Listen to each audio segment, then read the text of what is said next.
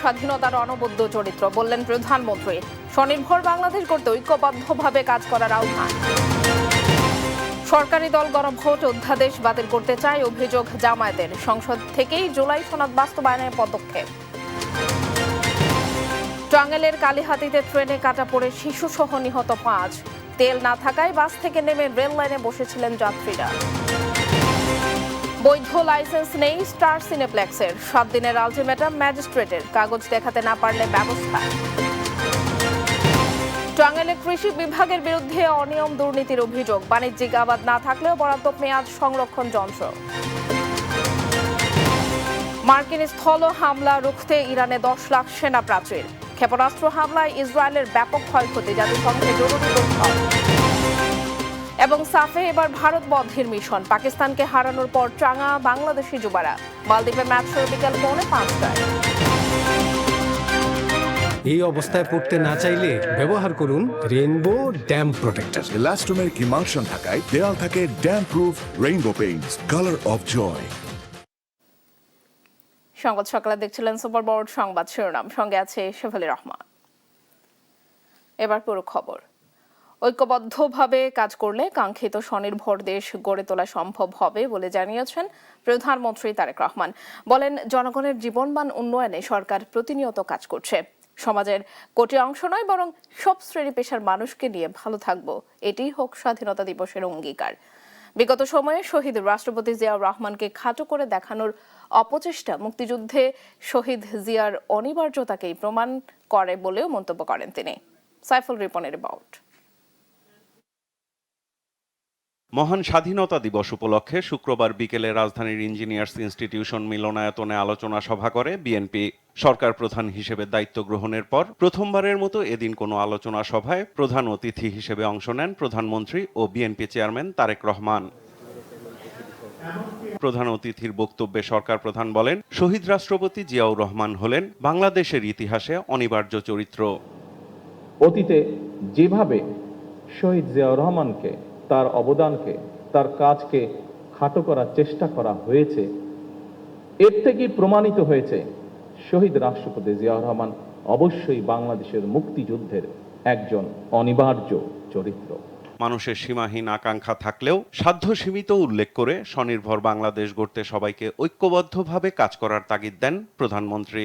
আমাদের সাধ এবং সাধ্যের মধ্যে ফারাক থাকলেও আমি এই দেশের একজন নাগরিক হিসাবে, একজন রাজনৈতিক কর্মী হিসাবে দৃঢ়ভাবে বিশ্বাস করি, আমরা যদি ঐক্যবদ্ধভাবে এগিয়ে যাই, আমরা যদি ঐক্যবদ্ধভাবে সকলে একসাথে দেশের জন্য কাজ করি, তাহলে অবশ্যই আমরা আমাদের কাঙ্ক্ষিত স্বনির্ভর বাংলাদেশ গড়ে তুলতে পারব।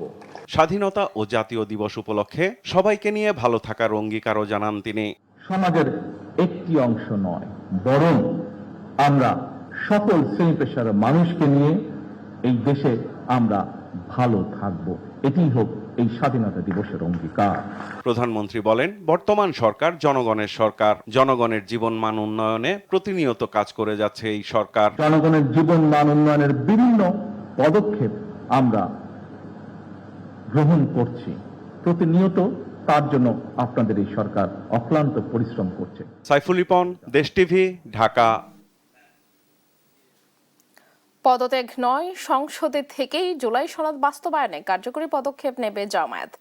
প্রয়োজনে জুলাই সনদের সঙ্গে বিশ্বাসঘাতকদের বিরুদ্ধে রাজপথে অবস্থান নেবে দলটি।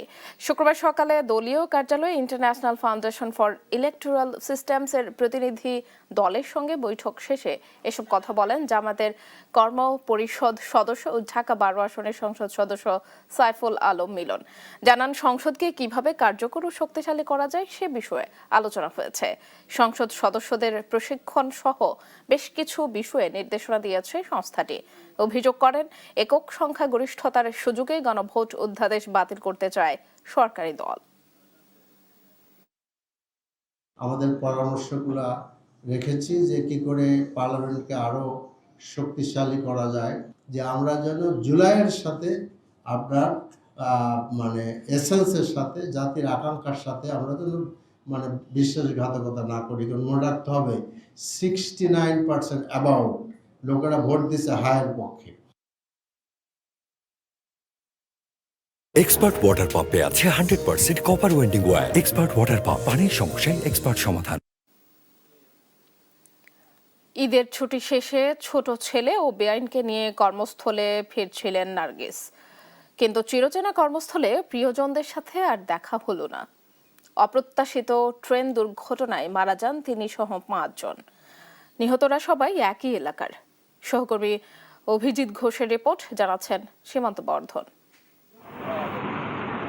টাঙ্গাইলের কালিহাতী উপজেলার ঢাকা-টাঙ্গাইল যমুনা সেতু মহাসড়কের ঢলাটেঙ্গর এলাকায় রাত 8টার দিকে এই মর্মান্তিক দুর্ঘটনা ঘটে। পরে পুলিশ এসে মরদেহ উদ্ধার করে। গাইবান্ধা থেকে ঢাকাগামী বনশ্রী পরিবহন নামের একটি যাত্রীবাহী বাসের তেল শেষ হয়ে গেলে মহাসড়কের পাশে থেমে যায়। বাস থেকে কয়েকজন যাত্রী নেমে মহাসড়কের পাশেই রেল লাইনে বসেছিলেন। এ সময় ঢাকা থেকে ছেড়ে আসা সিরাজগঞ্জ এক্সপ্রেস ট্রেনের নিচে কাটা পড়ে একজন শিশু, 3 জন নারী ও 1 জন পুরুষ ঘটনাস্থলেই নিহত হন। এদের মধ্যে একই পরিবারের 3 জন। নিহতরা হলেন গাইবান্ধার সদুল্লাপুরের নিজপাড়া গ্রামের হামিদুল ইসলামের স্ত্রী নার্গিস, ছেলে নীরব এবং বেআইন দোলা। অপর 2 জন হলেন একই গ্রামের রাইজেলের ছেলে সুলতান ও আব্দুর রশিদের মেয়ে রিফা। 4-5 জন দৌড়ে নিচে নামছে, এখন ওরা শোনে নাই না কি করছে। পরে দেখি ট্রেনটা যাওয়ার পরে নিচে খালি আগুন বাড়াইতেছে। আগুন বাড়ার পরে সবাই খালি চিল্লাইতেছে যে লাশ লাশ। ট্রেনটা যাওয়ার পরে সবাই বলল কি যে হচ্ছে গার ট্রেনে নাকি লোক পড়ে গেছে। যাওয়ার পরে আমরা দেখি যে আমাদের বাসের যাত্রী। হঠাৎ করে ট্রেন আসছে, বলতে পারে নাই ভাই, চোখের সামনে ভাই চলে গেল ভাই। আইনি প্রক্রিয়া শেষে মরদেহ হস্তান্তর করার কথা বলছেন পুলিশের এই কর্মকর্তা। যারা রেল লাইনে বসাছে খেয়াল করে নাই, ট্রেনের নিচে পড়ে 5 জন এখানে ডেড বডি হয়ে গেছে। আমরা লাশ শনাক্তের চেষ্টা করছি, মোটামুটি পেয়ে গেছি। আইনগত ব্যবস্থা নেবো, আইনগত প্রক্রিয়া সমাপ্ত করে যার যার লাশ আমাদের স্যারে আসছে, স্যারের অনুমতি ক্রমে যার যার লাশ তাদের কাছে আমরা দিই। সীমান্ত বর্ধন, নিউজ ডেস্ক, দেশ টিভি। টানা কয়েকদিনের ছুটি শেষে আবারও চিরচেনা রূপে ফিরছে রাজধানী ঢাকা।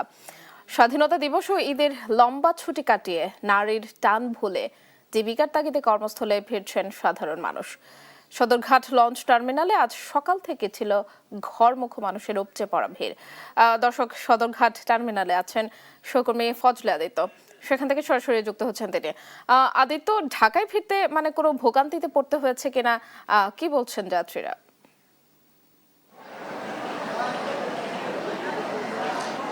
আপনি জানেন যে ঈদের শেষ দিন আজ, অর্থাৎ ঈদের যে ছুটি সেই ছুটির কিন্তু শেষ দিন আজ, এবং এখান থেকেই এই আজকের দিনেই কিন্তু যারা ঢাকায় ফেরার কথা রয়েছে সেই ঢাকায় ফিরছে কিন্তু সাধারণ মানুষরা, এবং তাদের মধ্যে কিন্তু ক্লান্তি রয়েছে। তবে পরিবারের সাথে ঈদ আনন্দ ভাগাভাগি করে নিতে পারে অনেকটাই স্বাচ্ছন্দ্যে কিন্তু তারা বাড়ি থেকে ফিরছেন। এবং কিছুটা অভিযোগ থাকলেও, অর্থাৎ লঞ্চগুলোতে কিন্তু যাত্রীর যে সংখ্যা রয়েছে, যাত্রীর সংখ্যার থেকে কিন্তু কিছুটা যাত্রী বেশি নিচ্ছেন, এমনটা কয়েকজন অভিযোগ করেছেন।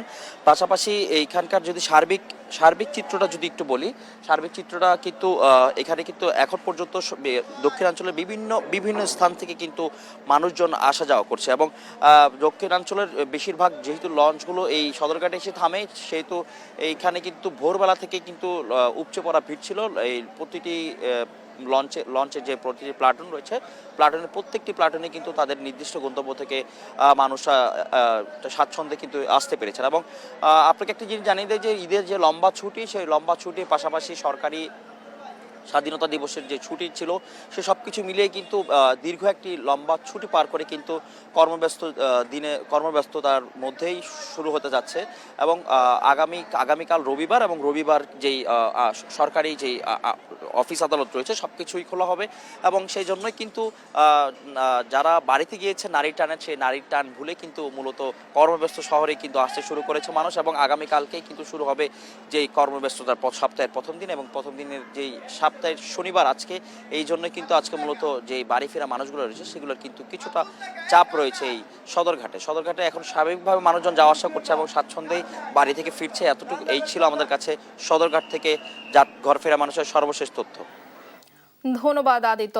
দর্শক, সদরঘাট টার্মিনালে সার্বিক পরিস্থিতি সম্পর্কে জানাচ্ছিলেন সহকর্মী ফজলে আদিত্য। পরিবারের 4 সদস্যকে নিয়ে ঈদের ছুটি কাটিয়ে ফিরছিলেন নুরুজ্জামান। মাঝপথে সেই পাল্টে গেল জীবনের সব হিসেব নিকেশ। নদী দেখতে বাস থেকে নামায় তার ও 3 বছরের কন্যার জীবন বাঁচলেও বাস ডুবিতে মৃত্যু হয়েছে স্ত্রী পুত্রের। বিস্তারিত দেওয়ানি মনের রিপোর্টে। সাভার সিআরপিতে থেরাপিস্ট হিসেবে কাজ করেন নুরুজ্জামান ও সোমা দম্পতি। 3 বছরের কন্যা ও 8 মাসের পুত্র সন্তান নিয়ে ঈদের ছুটিতে গ্রামের বাড়ি ঝিনাইদহের শৌলকোপায় যান তারা। তাদের ঈদানন্দের হাসিমাখা ছবি এখনো রয়েছে সামাজিক মাধ্যমে, কিন্তু এসব ছবি এখন বেদনার স্মৃতি। রাজবাড়ীর দৌলদিয়ার ফেরিঘাটে বাসডুবির ঘটনায় মৃত্যু হয়েছে নুরুজ্জামানের স্ত্রী সোমা ও পুত্র আরশানের। ভাগ্যক্রমে বেঁচে গেছেন নুরুজ্জামান ও কন্যা নওয়ারা। ফেরির অপেক্ষায় বাস দাঁড়িয়ে থাকায় মেয়েকে নিয়ে পদ্মা নদী দেখতে নিচে নেমেছিলেন তিনি। তাদের চোখের সামনেই বাসটি চলে যায় নদীতে। বাসটি যখন নদী থেকে তুলে আনা হয় ততক্ষণে লাশ হয়ে গেছে স্ত্রী ও পুত্র। বৃহস্পতিবার দুপুরে সাভারের আশুলিয়ার গোকুলনগর এলাকায় বাবার বাড়িতে দাফন করা হয় তাদের। গাড়ি স্টার্ট দেওয়া অবস্থায় আমি বাচ্চা নিয়ে উঠলে বাচ্চা পড়ে যেতে পারে গাড়ি থেকে, তো আমি আর উঠলাম না। পরে জাস্ট আর কি ওরা গাড়ির চাকার নিচে একটা ইট দিল। ইট দেওয়ার পরে ওনারা গাড়ি স্টার্ট দিল। তো গাড়িটা স্টার্ট দেওয়ার সাথে সাথে ওনারা আর গাড়ি কন্ট্রোল করতে পারলো না। আমার কলিজার টুকরা নাতি চলে গেছে ভাই, আমার সব শেষ হয়ে গেছে, আমার সব শেষ হয়ে গেছে। মর্মান্তিক এ দুর্ঘটনায় শোকের ছায়া নেমে এসেছে পুরো এলাকা জুড়ে। আমার যে ভগ্নিপতি আর আমার ভাগ্নি নাওয়ার, ওনারা ছিল এতে গাড়িতে ছিল না, ওনারা ছিল ফেরির মধ্যে দাঁড়ানো ছিল, প্রাকৃতিক আবহাওয়া এগুলো দেখতেছিল। এই অবস্থায় গাড়ি দ্রুত নদীতে পড়ে যায়। অনেকেই অভিযোগ করছেন সড়ক ও নৌপথে অব্যবস্থাপনাই এমন দুর্ঘটনার কারণ। পর্যাপ্ত পরিমাণ রোডে স্পিড ব্রেকার নাই, একেবারে লাগামহীন স্পিডে ড্রাইভাররা চালাতে গিয়ে দুর্ঘটনার বেশি ঘটেছে। রাজবাড়ীর দৌলদিয়ার 3 নং ফেরিঘাট এলাকায় পদ্মা নদীতে তলিয়ে যাওয়া সৌহার্দ্য পরিবহনের বাস দুর্ঘটনায় এখন পর্যন্ত 26 জনের মরদেহ উদ্ধার করা হয়েছে। দেওয়ানি মন, দেশ টিভি, সাভার। বৈধ লাইসেন্স ছাড়াই পরিচালিত হয়ে আসছে দেশের জনপ্রিয় মাল্টিপ্লেক্স স্টার সিনেপ্লেক্স। অনুমোদন না থাকায় ম্যাজিস্ট্রেটের পক্ষ থেকে 7 দিনের আলটিমেটাম দেওয়া হয়েছে। এই সময়ের মধ্যে বৈধ কাগজ উপস্থাপন না করলে আইনানুগ ব্যবস্থা গ্রহণ করবে আদালত। মূলত ঈদের সিনেমা দেখতে গ্রাহকদের টিকিট কেনা নিয়ে ভোগান্তির জেরে লাইসেন্সের বিষয়টি সামনে আসে। বিস্তারিত সঞ্জিতা আক্তারের রিপোর্টে। লাইসেন্সের নেওয়ার যে প্রসিডিওর সেটা যদি শুরু না করে তাহলে আমরা অ্যাকশনে যাব।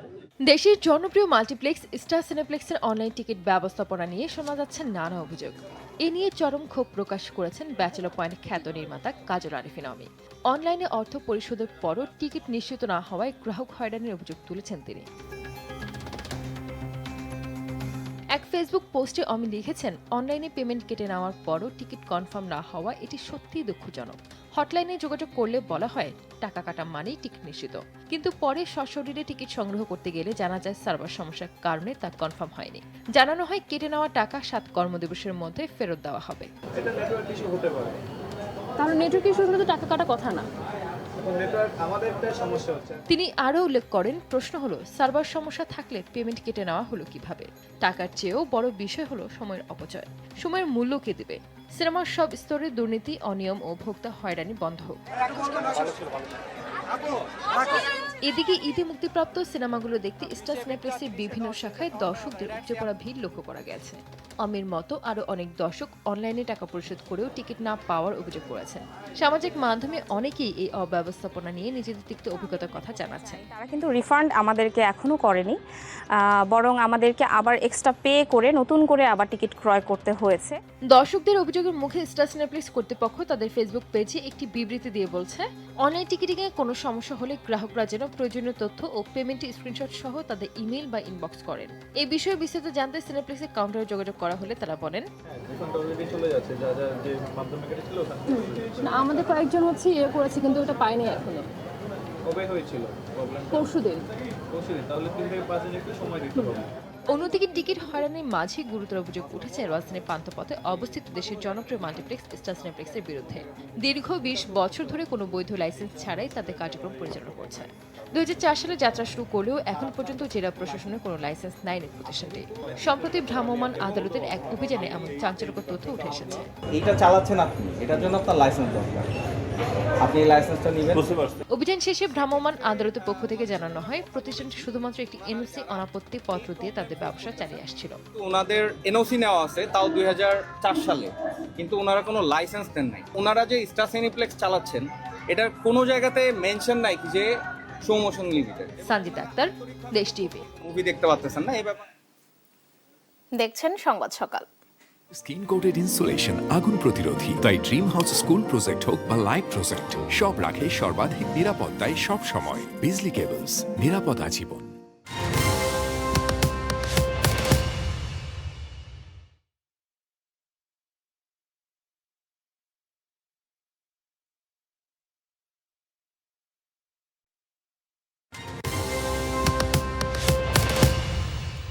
দেখছেন সংবাদ সকাল। জ্বালানি সংকট নিরসনে যশোরের 3টি তেলের পাম্পে অভিযান চালিয়েছেন বিদ্যুৎ ও জ্বালানি প্রতিমন্ত্রী অনিন্দ ইসলাম অমিত। শুক্রবার রাত 8টা থেকে 12:30 পর্যন্ত তিনি শহরের মেসার্স মনির উদ্দিন যাত্রিক ও রজনীগন্ধা তেল পাম্প পরিদর্শন করেন। এ সময় পাম্পগুলোর আমদানি ও বিক্রির রেজিস্ট্রার খতিয়ে দেখে একাধিক অসঙ্গতি পান তিনি। এর মধ্যে রজনীগন্ধা পাম্পে তেল মজুদ থাকা সত্ত্বেও তেল নেই নোটিশ টাঙানো ছিল। তা দেখে প্রতিমন্ত্রী নিজেই মেশিন চালু করিয়ে ভোক্তাদের তেল সরবরাহ নিশ্চিত করেন এবং জেলা প্রশাসকের মাধ্যমে সেখানে ভ্রাম্যমাণ আদালত পরিচালনা করা হয়। এই অভিযানে তালতলা এলাকার মনির উদ্দিন তেল পাম্পে বিদেশি মোবিলে আমদানিকারকদের সিল না থাকা এবং পণ্যের মূল্য তালিকা প্রদর্শন না করার প্রমাণ পাওয়া যায়। এ কারণে প্রতিষ্ঠানটিকে 3000 টাকা জরিমানা করা হয়। এখন থেকে জেলায় তেল পাম্পগুলো তেল সরবরাহ স্বাভাবিক থাকবে আশা প্রতিমন্ত্রীর। টাঙ্গাইলে বাণিজ্যিকভাবে নেই কোনো পেঁয়াজের আবাদ, তবুও সংরক্ষণের জন্য দেয়া হয়েছে এয়ারফ্লো মেশিন। ব্যবহার না হওয়ায় পড়ে আছে মেশিন, সঙ্গে উঠছে অনিয়ম দুর্নীতির অভিযোগ। তবে কৃষি বিভাগ বলছে কৃষকদের পেঁয়াজ চাষে উদ্বুদ্ধ করতেই এয়ারফ্লো মেশিন দেওয়া হয়েছে। প্রণোদনা ও কৃষি যন্ত্রপাতি বিতরণ নিয়ে টাঙ্গাইল প্রতিনিধি অভিজিৎ ঘোষের 2 পর্বের প্রতিবেদনের আজ দেখুন প্রথম পর্ব। তথ্য অধিকার আইনে পাওয়া তথ্যে 2024-25 অর্থ বছরে 25 জেলায় 4000 এয়ারফ্লো মেশিন বিতরণ করা হয়। এর মধ্যে টাঙ্গাইলের 7 উপজেলায় দেয়া হয় 50টি মেশিন, যার প্রতিটির মূল্য ধরা হয়েছে 27,000 টাকা। কৃষি মন্ত্রণালয়ের শর্ত ছিল মেশিন নিতে হলে কৃষককে তৈরি করতে হবে 4 দেয়াল ও মাচা, কিন্তু বাস্তবে না আছে মাচা, না আছে সংরক্ষণের ঘর। মাঠে নেই পেঁয়াজের আবাদ, অথচ ঘরে ঘরে পৌঁছে গেছে পেঁয়াজ সংরক্ষণের আধুনিক এয়ারফ্লো মেশিন। কিন্তু বাস্তবতা হলো এসব দামি যন্ত্রপাতি এখন অযত্ন অবহেলায় পড়ে আছে কৃষকের ঘরের কোণে। বাজারজাত করার জন্য যখন ইচ্ছা তখন আমি বেচতে পারবো, সুবিধার জন্য এই মেশিন আনা হয়েছে। ব্যাংকে অ্যাকাউন্ট করে হেরা পরে টাকা দিছে, টাকা দিয়ে আবার অফিস থেকে কৃষি অফিস থেকে আবার কিনে আনছি। টাঙ্গাইলের পার্শ্ববর্তী জেলাগুলোতে 300 মন পেঁয়াজ সংরক্ষণের এয়ারফ্লো মেশিন বিক্রি হচ্ছে 14 থেকে 16,000 টাকায়। সেখানে টাঙ্গাইল কৃষি অফিস একই মেশিন কিনছে 20,000 টাকায়। এলাকা ভিত্তিক যে পেঁয়াজ আবাদ হয় তা কৃষকদের নিজেদের বাড়িতেই ব্যবহার করা লাগে, ফলে পেঁয়াজ সংরক্ষণের জন্য কোনো মেশিনের প্রয়োজন নেই বলে জানান কৃষকরা। আপনারা যদি একটা মেশিন দেন পেঁয়াজের জন্য, তো পেঁয়াজ গাড়ি না তাহলে মেশিনটা কি করবো? না আলুর জন্য গেলে তাহলে কামে খাটতো। পেঁয়াজের আবাদ নাই, খুব কম। কলুর আবাদ হয়, শস্যের আবাদ হয়, সবজির আবাদ হয়, যে কোনো ধরনের সবজি হয় এদিকে। আমি খাবার জন্য বুনি, আমি 5-10 বিঘা বুনি না, আমি আধা মন পেঁয়াজ বুনছি, খাইয়া চাহিদা মিললে আমার মিটা গেল। তবে অনিয়মের অভিযোগ অস্বীকার করে কৃষি বিভাগ জানায় উপজেলায় আবাদ বাড়াতে কৃষকদের উদ্বুদ্ধ করতে পেঁয়াজ সংরক্ষণের মেশিন দেয়া হয়েছে।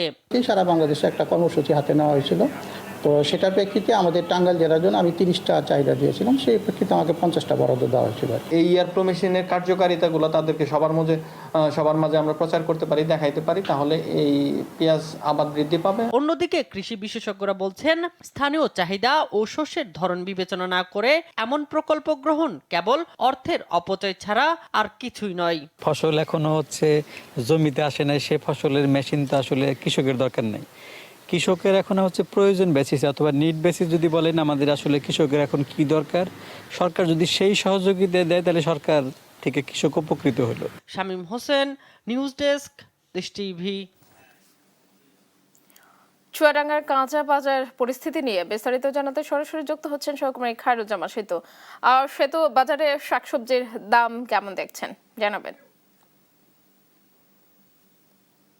শেফালি, আপনি জানেন যে কিছুদিন আগে কিন্তু যে মুসলমান ধর্মের যে প্রধান ধর্মীয় উৎসব পবিত্র ঈদ উল ফিতর শেষ হয়েছে। সেই ঈদ উল ফিতর শেষ পরে কিন্তু মানুষ নিজ নিজ কর্মস্থলে ফেরা শুরু করেছে এবং চুয়াডাঙ্গা কিন্তু তার ব্যতিক্রম না। চুয়াডাঙ্গাতে যারা বিভিন্ন জেলা থেকে এসে চাকরি করে তারা কিন্তু ইতিমধ্যে চুয়াডাঙ্গাতে এসে পৌঁছিয়েছে এবং চুয়াডাঙ্গাতে এসে পৌঁছিয়েছে এবং চুয়াডাঙ্গাতে পৌঁছে কিন্তু নিজ নিজ কর্মস্থলে যোগদান করেছে এবং ব্যস্ত সময় পার করছে তারা। তো সেক্ষেত্রে এই শাকসবজির বাজারে কিন্তু এর প্রভাবটা পড়েছে। এর মূলত কারণ হচ্ছে কিন্তু ঈদের পরে যে বিভিন্ন জায়গা থেকে এসে চুয়াডাঙ্গাতে কর্মস্থলে আসা লোকজন কিন্তু বাজারে আসা শুরু করেছে। বলা যেতে পারে যে ক্রেতা কিন্তু তুলনামূলক অনেক বেশি এবং সাথে কিন্তু যে চাহিদা, সবজির যে চাহিদা এবং সবজির যে সরবরাহ সবই কিন্তু বেশি। এই কারণে কিন্তু ঈদের আগে যে সবজিগুলোর দাম বেশি ছিল সেগুলোর দাম কিন্তু ক্রমে কমা শুরু করে দেয়। বলা যেতে পারে যে ঈদের আগের তুলনায় বর্তমানে বিভিন্ন সবজির গড় কমেছে আপনার 15 থেকে 20 টাকা কেজিতে। এক্ষেত্রে কিন্তু আমি যদি একটু বলি সেটা হচ্ছে কিন্তু পটল কিন্তু বিক্রি হচ্ছে 50 টাকা কেজি, আলু বিক্রি হচ্ছে 20 টাকা কেজি, বেগুন বিক্রি হচ্ছে 60 টাকা কেজি, ঢেঁড়স বিক্রি হচ্ছে 70 টাকা কেজি, টমেটো বিক্রি হচ্ছে 20 টাকা কেজি, শসা বিক্রি হচ্ছে 20 টাকা কেজি, উস্তে বিক্রি হচ্ছে 20 টাকা কেজি এবং একই সাথে পেঁপে কিন্তু বিক্রি হচ্ছে 30 টাকা কেজি, ফুলকপি বিক্রি হচ্ছে 20 টাকা এবং কলা বিক্রি হচ্ছে 35 টাকা কেজি দরে, ঝাল বিক্রি হচ্ছে 20 টাকা কেজি দরে, লাউ কিন্তু গড়ে 30 টাকা কেজি দরে বিক্রি হচ্ছে। সেক্ষেত্রে তুলনামূলক আমি বুঝতেই পাচ্ছেন যে ঈদের তুলনায় কিন্তু চুয়াডাঙ্গাতে সবজির দাম কিন্তু কমেছে আর কি এবং সামনে আরো কমবে বলে ব্যবসায়ীরা জানিয়েছে, কারণ সামনের দিনগুলোতে আরো সবজির সরবরাহ বাড়বে। তো এই ছিল চুয়াডাঙ্গা থেকে সর্বশেষ। ধন্যবাদ সেতু। দর্শক, চুয়াডাঙ্গার কাঁচা বাজারের দাম সম্পর্কে জানাচ্ছিলেন সহকর্মী খায়রুজ্জামান সেতু। দেখছেন সংবাদ সকাল। আরএফএল এসডব্লিউআর পাইপি মাপে যা বলে তাই দেয়। RFL SWR Pipe and Fittings।